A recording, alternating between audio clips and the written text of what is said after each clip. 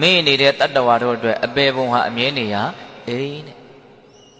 မေနေတဲ့လူကိုပြောတာမမေ့တဲ့လူမပါဘူးနော်အဲ့လိုဆိုရင်မေနေတဲ့လူအတွက်အပေပုံဟာအမြဲနေရအိမ်ဆိုတဲ့စကားလေးကိုလည်းတဘာဝကြကြနော်နားလည်နိုင်ဖို့လက်ခံနိုင်ဖို့လိုတယ်ဘာဖြစ်လို့မေနေတဲ့လူအတွက်အပေပုံဟာအမြဲနေရအိမ်လို့ပြောရတယ်လဲသူပြောလိုက်တိုင်းဦးဇင်းတို့ကနားမလည်ဘဲနဲ့ဘုဒ္ဓဘာသာလက်ခံရမယ်လို့မဆိုလို့ဟုတ်လားဆိုကြပါစို့တတိမရှိဘဲနဲ့ခပ်ပေါ့ပေါ့နေမယ်ဆိုရင်အဲ့ဒီအနေအထားမျိုးမှာဘာတွေပဲဖြစ်နေမလဲစိတ်ထဲမှာလောဘဒေါသမောဟပဲဖြစ်မှာနော်တတိမရှိဘူးဆိုရင်တွေ့ကြုံနေရတဲ့အခြေအနေနဲ့ပတ်သက်ပြီးတော့ဒီတဘာဝနဲ့ပတ်သက်ပြီးတော့အမှန်ကန်သိမှုရှိမလားအဲ့ဒါကိုဘာလို့ခေါ်တော့မောဟဟုတ်တယ်မို့လားမြင်တော့မြင်နေရတယ်တရားရဲ့တဘာဝကိုမသိဘူးကြားတော့ကြားနေရတယ်ဟုတ်လားဒါရဲ့အမှန်ကိုမသိဘူးမတည်မြဲမှုဆိုတဲ့အမှန်ကိုသိတဲ့ပညာကပါမလာဘူးဟုတ်လားမြင်လဲရတယ်ကြားလဲရတယ်စားတော်ရတယ်တွေ့ရထိရတယ်ဟုတ်လားဒါရဲ့အမှန်ကိုသိမှုမပါဘူးဘာတွေနဲ့သွားနေတော့မြင်တိုင်းကြားတိုင်းဦးဇင်းတို့ကဘာနဲ့သွားနေတော့ကောင်းတယ်ထင်ရင်ကြိုက်မယ်မကောင်းဘူးထင်ရင်ဒေါသဖြစ်ဟောဒီအခြေအနေမှန်ရဲ့သဘောတဘာဝကိုမသိတာကမောဟမသိတဲ့အတွက်ကြောင့်ကောင်းတယ်ထင်ပြီးတော့လိုချင်တာကလောဘဟုတ်တယ်မဟုတ်လားမကောင်းဘူးထင်တဲ့အခါမျိုးမှာစိတ်တူတာကဒေါသနော်လောဘနဲ့ဒေါသကတော့ရံဖန်ရံခါမှပဲဖြစ်တယ်မောဟကတော့အိမ်ရှင်လို့ကိုပဲအမြဲတမ်းတက်ဆွဲတယ်ဘာဘူးလို့တော့တတိမရှိလို့ဟုတ်လားမိမိရော့နေလို့ရှိရင်မောဟအမြဲတမ်းရှိတယ်မောဟရှိနေတာနဲ့အမျှမောဟကတကားပေါက်ကြီးဖွင့်ပေးထားတယ်လောဘနဲ့ဒေါသမင်းတို့ကြိုက်တဲ့အချိန်မှာဝင်ခဲ့ကောင်းတယ်ထင်တဲ့အချိန်နဲ့လောဘကဝင်ချလာမယ်မကောင်းဘူးထင်တဲ့အချိန်နဲ့မှဒေါသဝင်ချလာ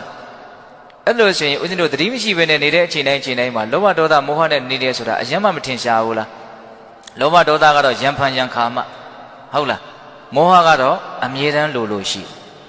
အဲ့လိုဆိုရင်ပိဋကတို့ရဲ့ခေါင်းထဲမှာလည်းပဲလောဘဒေါသမောဟဆိုတဲ့မျိုးစေ့ဟာဘလို့အပင်ကိုပေါက်စီမလဲဆိုတဲ့ခွဲတန်းကလေးကပိဋကတို့နားလည်ထားပြီးသားလောဘနဲ့သေဘာဖြေလို့ကြားဘူးပြိတ္တာဖြေငငယ်လေးကစားကြားဘူးနော်ဒေါသနဲ့သေငရဲဖြေမောဟနဲ့သေအိဋ္ဌံဖြေ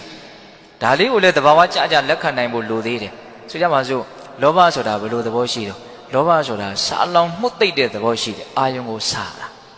သမင်းစားသလိုရေးစားသလိုစားတာတခါတလေဟုတ်တယ်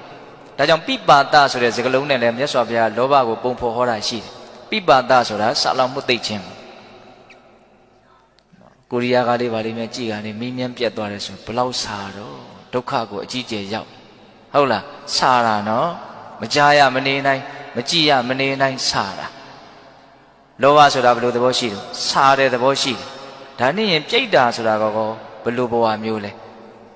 စားနေတဲ့ဘဝပဲလေဟုတ်တယ်မဟုတ်လားစားလောင်မှုသိမ့်နေတဲ့ဘဝပဲလေပြိတ္တာဆိုတာစားနေတဲ့သဘောကစားနေတဲ့ဘဝကိုဖန်တီးတာဘာစမ်းကြယ်တယ်လို့ဆိုနိုင်တယ်လဲဩတဘာဝကြကြအဲ့လိုတွေးရမှာနော်ဟုတ်လားအဲ့ဒါလို့ဆိုရင်ဆက်ပြီးတော့စဉ်းစားဒေါသဆိုတာအလွန်မှပူလောင်တဲ့သဘောရှိတယ်မျက်နာတွေဘာတွေတန်းပြက်တချို့ဆိုရင်ဇောသတိတ်ကြည့်လိုက်ရင်ဇိုးဇတ်တွေတုံချွေးချွေးပေါက်တွေထွက်ဟုတ်လားသွေးတို့နှလုံးတို့မြန်ရှိရင်ရုပ်တရက်တချို့အသက်ပါထွက်သွားတောင်ရှိအရင်နှိမ့်ဆက်တဲ့ဒဏ်ရာဒဏ်ချက်ကပြင်းထန်တယ်ပူလောင်လုံးအားကြီးလို့ဒေါသကအဲ့တော့ပူလောင်တဲ့ဒေါသသည်ဘလို့ဘဝမျိုးကိုဖန်တီးမလဲပူလောင်တဲ့ငရဲဘဝကိုဖန်တီးမယ်ငရဲဘဝပူဆုံးပဲဟောအဲ့လိုဆိုရင်ပိဋကတို့ကရိပ်မိပြီ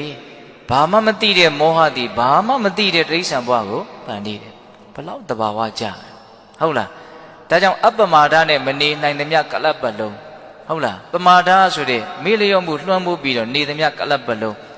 လောဘဒေါသမောဟနဲ့ချိန်ကုန်ပဲလောဘဒေါသမောဟသည်ဘာအပင်ကိုပေါက်စေမဲ့မျိုးစေ့တယ်အပေဘုံဆိုတဲ့အပင်ကိုပေါက်စေမဲ့မျိုးစေ့ပဲဒါကြောင့်ဓမ္မထကရာဆရာကြီးကပြောတာနော်မေ့နေရင်တော့အဲ့ဒီလူအတွက်အပေဘုံဟာအမြဲနေရအိမ်မယ်တဲ့အချိန်တန်ရင်အိမ်ပြန်ရမယ်ဆိုတဲ့စကားတစ်ခွန်းရှိရဲ့နော်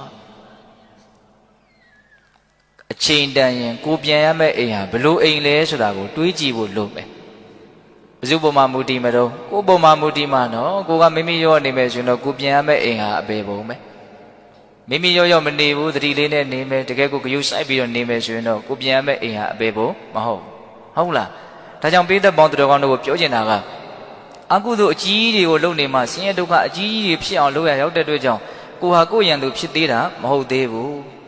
မိမိရောပေါ်ပေါ်ဆားဆားနေမယ်ဆိုရင်လည်းပဲအနာဂတ်ကိုအယုတ်ဆိုးအကြီးတက်အောင်ကြိုတင်ပြီးတော့လုပ်နေတာဖြစ်တဲ့အတွက်ကြောင့်ကိုဟာကိုယ့်ရန်သူဖြစ်နေစေပဲဟောအဲ့ဒါကိုတွေးမိသေးချင်တာ